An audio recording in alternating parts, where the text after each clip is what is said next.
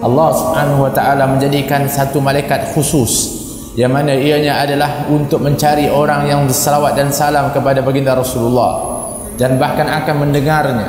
Kemudian dia akan datang kepada aku, kata baginda Rasulullah, dan akan memberitahu kepada aku dengan menyebut nama orang yang memberikan salam dan salawat kepada aku, sehingga aku akan menjawab salamnya, kata baginda Rasulullah sallallahu alaihi wasallam.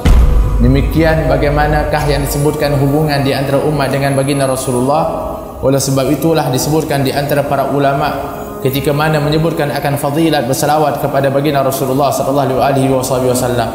Mereka mengatakan cukuplah dengan firman Allah Subhanahu wa taala yang menyebutkan innallaha wa malaikatahu yusalluna 'alan nabi ya ayyuhalladzina amanu sallu 'alaihi wa sallimu taslima. Sesungguhnya Allah dan para malaikatnya berselawat kepada Nabi, yusalluna, sentiasa berselawat kepada Nabi, yaitu Nabi Muhammad sallallahu alaihi wasallam, yang mana setelah itu baru Allah mengajak dan menyeru kepada orang-orang beriman, ya ayyuhalladzina amanu sallu alaihi wa sallimu taslima, yaitu untuk mengajak, di antaranya adalah ma'iyatullah, bersama dengan Allah Subhanahu wa taala, bersama dengan para malaikat makhluk Allah yang mulia.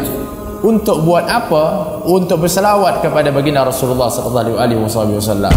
Bermakna selawatmu kepada Nabi sallallahu alaihi wasallam sebenarnya kamu itu memperkukuhkan penghambaan dan pengabdian dirimu kepada Allah Subhanahu wa taala. Kenapa?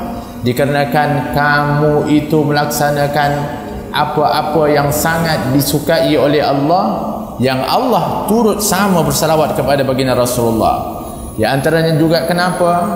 Dikarenakan kamu melakukan daripada amalan perbuatan makhluk yang mulia, yaitu para malaikat, dan juga kamu taat dengan perintah Allah, ya ayyuhalladzina amanu sallu, perintah Allah Subhanahu wa taala, wa sallu alaihi wa sallimu taslima. Selawatlah kamu kepada Nabi dan sampaikanlah salam dengan sebaik-baik salam kepada baginda Rasulullah sallallahu alaihi wasallam. Sebab itu di antara tempat-tempat yang disebutkan akan fadilat keutamaan berselawat untuk menggambarkan kepada kita oleh baginda Rasulullah sallallahu alaihi wasallam, keutamaan selawat itu adalah untuk kita ini sentiasa berselawat kepada baginda Rasulullah sallallahu alaihi wasallam. Maka sudah tentulah kalau kita menjadi saksi akan sentiasa kita berselawat kepada Nabi, mau tidak mau ianya adalah merupakan daripada rukun dan syarat di dalam salat kita, yaitu di dalam salat kita untuk berselawat kepada baginda Rasulullah sallallahu alaihi wasallam. Bahkan salam kita kepada baginda Rasulullah sallallahu alaihi wasallam itu adalah merupakan daripada salah satu rukun di dalam salat kita, yaitu yang disebutkan tahiyatul akhir, yang mana bacaan tahiyatul akhir itu tidak lain adalah assalamu alayka ayyuhan nabiyyu wa rahmatullahi wa barakatuh.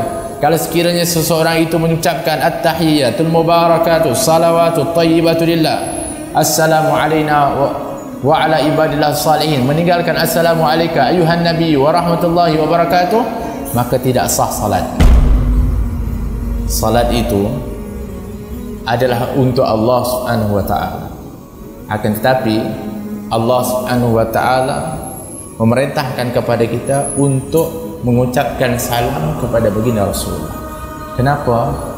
Kerana kita disuruh untuk berterima kasih, mengucapkan kesejahteraan kepada insan yang mengajarkan kepada kita salat, yang mengajarkan dan mengenalkan kita kepada Allah, yang telah memberitahu bagaimana untuk patuh dan tunduk mengabdikan diri kepada Allah, mengajarkan kita bagaimana cara untuk meraih dan mendapatkan ridha Allah.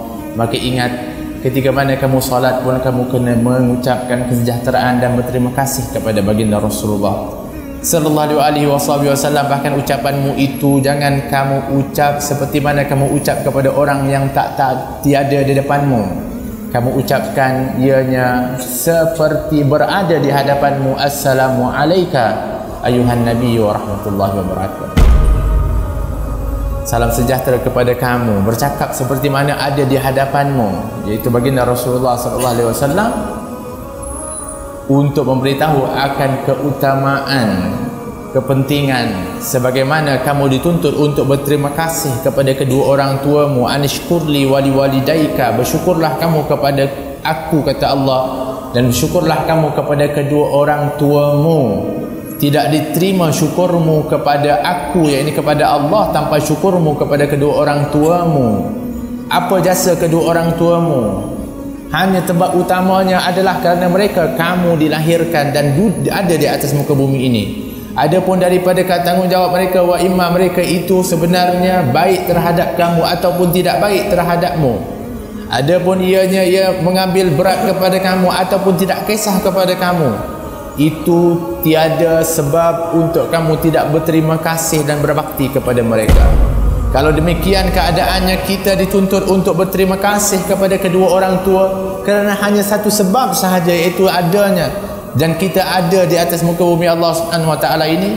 Apatah lagi kalaulah ianya dengan baginda Rasulullah yang menjadi sebab kepada kita diselamatkan kita minadh-dhulumati ilan nur, daripada kegelapan kepada cahaya, memberitahu dan mengenalkan kita kepada Allah dan mengajar kita bagaimana untuk mengabdikan diri kepada Allah. Kerana kita diciptakan adalah untuk mengabdikan diri kepada Allah. Alangkah besarnya jasa Nabi, lebih besar daripada jasa kedua orang tua kita. Maka izin dituntut untuk kita berterima kasih kepada baginda Rasulullah sallallahu alaihi wasallam. Di antaranya juga adalah di tempat disebutkan di dalam khutbatul Jumaah, maka ianya adalah merupakan daripada syarat yang memang ditetapkan bagi khatib untuk berselawat dan salam kepada baginda Rasulullah sallallahu alaihi wasallam. Kenapa? Dikarenakan di dalam setiap daripada apa yang kamu nak sampaikan, iringi ianya dengan salawat dan salam kepada baginda Rasulullah sallallahu alaihi wasallam. Saya pernah pun memberitahu betapa di dalam setiap perkataan yang dimulakan dengan bismillahirrahmanirrahim, dengan alhamdulillahirabbil alamin, dengan salawat dan salam kepada sayyidil mursalin Sayyidina Muhammad wa ala alihi wa sahbihi ajma'in, itu apabila dimulakan, setiap kata-kata yang akan disampaikan itu insya-Allah akan didengar bukan oleh telinga orang yang mendengarnya, bahkan akan didengar oleh hati orang tersebut. Kenapa? Kerana kan hati ini fitrahnya dianya adalah mendengar kalau dimulakan dengan zikir kepada Allah dan selawat kepada baginda Rasulullah.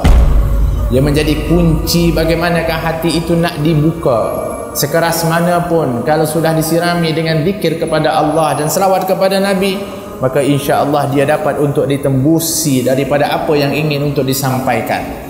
Oleh kerana itu, kalau ibu kalau sekiranya nak beri nasihat kepada anak, mulakan dengan bismillah, alhamdulillah dan selawat kepada baginda Rasulullah. Wahai ayah, kalau nak pesan kepada anak-anak, mulakan dengan bismillah, alhamdulillah dan selawat kepada baginda Rasulullah. InsyaAllah anakmu itu akan mendengar dengan hatinya.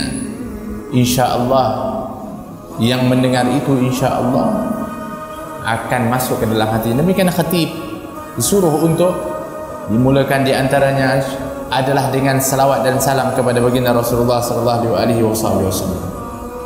Dan di antara tempat yang telah pun disunnahkan kepada kita untuk bersalawat kepada Nabi adalah setelah azan. La ilaha illallah, kita pun menjawab la ilaha illallah Muhammadur Rasulullah sallallahu alaihi wasallam. Di antaranya ditambah untuk selawat kepada baginda Rasulullah sebelum Allahumma rabb hadhihi ad-da'wati at-tammah, dimulakan dengan apa? Allahumma shalli ala sayyidina Muhammad wa ala alihi washabihi wasallim taslima. Sebab Nabi mengatakan, wa idza sami'tumul adzan, kalau kamu mendengar azan, maka jawablah azan itu seperti mana yang telah dilaungkan. Allahu akbar, Allahu akbar, kamu jawab Allahu akbar, Allahu akbar. Diajarkan oleh Nabi satu kalimat, diajarkan oleh Nabi cara menjawab azan. Kemudian setelah itu Nabi mengatakan summa sallu alayya, setelah selesai sallu alayya, kata baginda Rasulullah, selawatlah kamu kepada aku, kata baginda Rasulullah. Baru setelah itu Allahumma rabb hadhihi ad-da'wati at-tammah was-salatil qa'imah ati sayyidina Muhammadin al-wasilatul fadilah wa syarafa wa darajatul aliyah rafi'ah wa ba'athu maqamal mahmud alladhi wa'attah innaka la tukhliful mi'ad. Ya arhamar rahim. Jarang kadang-kadang kita nak berselawat kepada baginda Rasulullah, sedangkan Nabi mengatakan summa sallu alayya, selepas apa? Selepas azan. Kemudian di antara tempatnya adalah ketika berdoa, kata baginda Rasulullah sallallahu alaihi wasallam, la taj'aluni qadhihi rakib Jangan kamu jadikan aku ini seperti bekas yang kamu pakai. Selawat kepada aku, kata baginda Rasulullah, di awalnya, di pertengahannya dan di akhirnya. Maka disimpulkan oleh para ulama bahawa setiap, dan bahkan dalam hadis yang lain disebutkan, setiap doa yang tiada selawat dan salam kepada baginda Rasulullah sallallahu alaihi wasallam, maka ianya sia-sia, disebutkan. Bahkan ianya disebutkan fungsi selawat dan salam kepada di dalam solat itu adalah untuk nak mempercepatkan lagi, mendorong akan doa itu cepat untuk sampai kepada Allah Subhanahu wa taala, sebagaimana fungsinya bismillah dan alhamdulillah yang ianya adalah merupakan pengiring kepada doa tersebut untuk sampai kepada Allah Subhanahu wa taala. Selawat dan salam dibaca ketika membaca doa itu adalah dianjurkan oleh baginda Rasulullah sallallahu alaihi wasallam.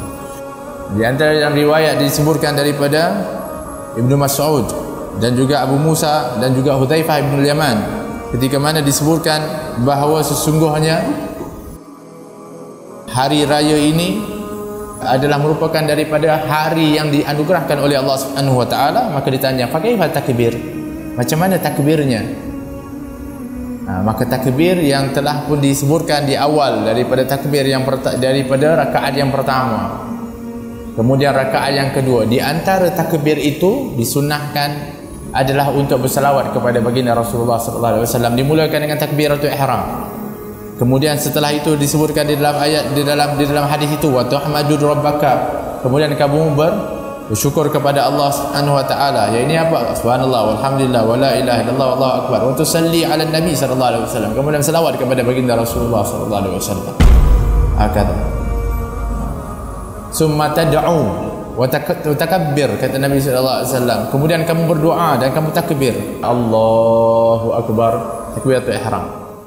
Kemudian subhanallah walhamdulillah wala ilaha illallah wallahu akbar. Ya Allah shalli ala sayyidina Muhammad wa ala ali sayyidina Muhammad. Kemudian doa Allahu akbar, subhanallah walhamdulillah wala ilaha illallah wallahu akbar. Kemudian selawat kepada baginda Rasulullah. Kemudian doa. Itu yang disebutkan dan riwayatkan dengan isnad yang sahih, yang disebutkan daripada para sahabat ketika mana memberitahu akan apa yang dibaca di antara takbir tersebut. Di antara yang sunahkan kepada kita untuk selawat kepada baginda Rasulullah sallallahu alaihi wasallam adalah ketika mana masuk dan keluar daripada masjid. Nak masuk di rumah Allah Subhanahu wa taala, tempat yang mulia, tetapi pun kita disunnahkan dan digalakkan untuk berselawat dan salam kepada baginda Rasulullah sallallahu alaihi wasallam. Yang diriwayatkan oleh Sayyidah Fatimah radhiyallahu anha, beliau mengatakan bahawa kan Rasulullah sallallahu alaihi wasallam idza dakhala al-masjid shalla, kata Nabi, dikatakan idza dakhala al-masjid shalla ala Muhammad summa qala Allahumma ighfir li dhunubi waftah li abwaba rahmatik. Kalau seseorang itu masuk ke dalam masjid, maka selawatlah kepada Nabi Muhammad. Allahumma salli ala sayyidina Muhammad wa ali sayyidina Muhammad. Allahumma ighfir dhunubi fa innahu la yaghfiru dhunubi waftah li abwaaba rahmatik. Keluar pun Allahumma salli ala sayyidina Muhammad wa ala ali sayyidina Muhammad. Allahumma ighfir dhunubi waftah li abwaaba fadlik. Nak keluar dan masuk daripada masjid itu. Subhanallah. Demikian. Begitu juga di antaranya dalam salatul janazah, dalam takbir yang kedua, selawat kepada Nabi sallallahu alaihi wasallam. Begitu juga ketika mana bertalbiyah, ketika mana mengucapkan daripada niat, kemudian Allah labbaik Allahu bil hajjah atau labbaik Allahu bil umrah, kemudian labbaik Allahumma labbaik labbaik la syarika lak labbaik innal hamda wan ni'mata lak wal mulk la syarika lak. Kemudian diselingkan dengan selawat kepada baginda Rasulullah sallallahu alaihi wasallam sebagaimana yang diriwayatkan. Kemudian di antaranya dianjurkan di inda Safa wal Marwah, ketika antara Safa dan Marwah digalakkan untuk berselawat kepada baginda Rasulullah sallallahu alaihi wasallam. Kemudian di antaranya adalah ketika mana bertemu dan berpisah di antara satu dengan yang lain, jumpa dengan orang. Sebab tu yang alhamdulillah kadang-kadang kita kata, kenapa orang dijumpa kemudian Allah Subhanahu Muhammad? Memang ada, betul. Tapi mula dengan salam juga, selawat terus. Sebab salam itu utama. Assalamualaikum warahmatullahi wabarakatuh. Waalaikumsalam warahmatullahi wabarakatuh. Allahumma sholli ala sayyidina Muhammad wa ala sayyidina Muhammad. Kata, dan ketika berpisah, sebelum berpisah, Allahumma sholli ala sayyidina Muhammad wa ala sayyidina Muhammad. Assalamualaikum warahmatullahi wabarakatuh. Itu juga dianjurkan dan diriwayatkan oleh Imam Tirmidzi daripada Abu Hurairah radhiyallahu anhu. Dalam riwayat baginda Rasulullah sallallahu alaihi wasallam mengatakan, ma jalasal qaum majlisan lam yadhkurullahu fihi wa lam yusallu alayya ala nabiyhi illa kana alaihi taratan. Kata baginda Rasulullah sallallahu alaihi wasallam, tiadalah suatu duduk-duduk yang tiada di dalamnya zikir kepada Allah dan selawat kepada Nabi sallallahu alaihi wasallam, kecuali duduk-duduk itu adalah duduk-duduk yang sia-sia. Kata baginda Rasulullah sallallahu alaihi wasallam, iaitu apa maksud sia-sia itu? Kata Nabi sallallahu alaihi wasallam, fa in syaa'a adzabahum wa in syaa'a ghufira lahum. Taratan, iaitu apa sia-sia? Kalau Allah nak adab, jadi adab, sebab duduk tu jadi adab. Kalau Allah nak ampunkan, Allah ampunkan. Tapi kalau ada zikir, kalau ada selawat kepada Nabi, duduk itu jadi jauh dari adab, dan duduk-duduk itu bahkan akan dikurniakan rahmat daripada Allah Subhanahu wa taala. Dan di antaranya juga adalah anjurkan untuk kita berselawat di waktu pagi dan di waktu petang, sebagaimana riwayatkan oleh Imam Tabarani yang disebutkan daripada Abu Darda radhiyallahu anhu marfu'an, man shalla alayya hina yusbihu 'asharan wa hina yumsi 'asharan adrakathu syafa'ati yaumil qiyamah. Barang siapa yang berselawat kepada aku di waktu pagi 10 kali, kemudian di waktu petang 10 kali, maka dia layak untuk mendapatkan syafaatku pada yaumil qiyamah. 10 kali di waktu pagi, 10 kali di waktu petang. Banyak sangat ke? Allah. Yang Nabi ni ingat kepada kita ni bila berapa banyak? Ya Allah, banyaknya. Demikian itu melayakkan kita untuk mendapatkan syafaat baginda Rasulullah sallallahu alaihi wasallam. Di antaranya juga dianjurkan untuk kita berselawat ketika berwudu, sebagaimana riwayatkan daripada Ibnu Majah daripada Sahal bin Sa'ad radhiyallahu anhu qala Rasulullah sallallahu alaihi wasallam, la wudu'a liman lam yusalli 'ala nabi sallallahu alaihi wasallam. Tidaklah ada wudu bagi orang yang tidak berselawat kepada Nabi sallallahu alaihi wasallam. Dan di antaranya juga adalah ketika mana telingamu berdengung, sebab itu disebutkan dalam Kitabul Adhkar oleh Imam Nawawi, ketika taninul udhun, ketika mana telinga kita berdengung. Riwayatkan daripada Rafi' bin Abi Sunni disebutkan, idza tannat udhunul ahadukum falyadhkurni. Kata Nabi SAW, kalau sekiranya telinga seseorang itu berdengung, maka ingatlah kepada aku. Kepada siapa? Baginda Rasulullah sallallahu alaihi wasallam. Wal yusalli alayya, dan hendaklah dia berselawat kepada aku, kata Nabi sallallahu alaihi wasallam. Wal yaqul dzakarallahu man dzakarani bi khair, dan ucapkanlah dzakarallahu man dzakarani bi khair. Diingati oleh Allah Subhanahu wa taala orang-orang yang mengingati aku secara dengan baik, kata Nabi sallallahu alaihi wasallam. Semoga Allah mengingati kepada orang-orang yang mengingati aku dengan kebaikan. Demikian. Kalau telinga kita berdengung, ingat kepada Nabi sallallahu alaihi wasallam. Dan di antaranya juga adalah ketika lupa sesuatu, selawat kepada baginda Rasulullah. Sebab tu kalau orang-orang tua ajar, kalau kamu lupa, selawat kepada Nabi, insya-Allah kamu jumpa. Kita hari ini mengatakan, oh ini mengarut. Tak, selawat kepada Nabi sallallahu alaihi wasallam. Masalah jumpa tu nombor 8. Yang pertamanya selawat kepada baginda Rasulullah.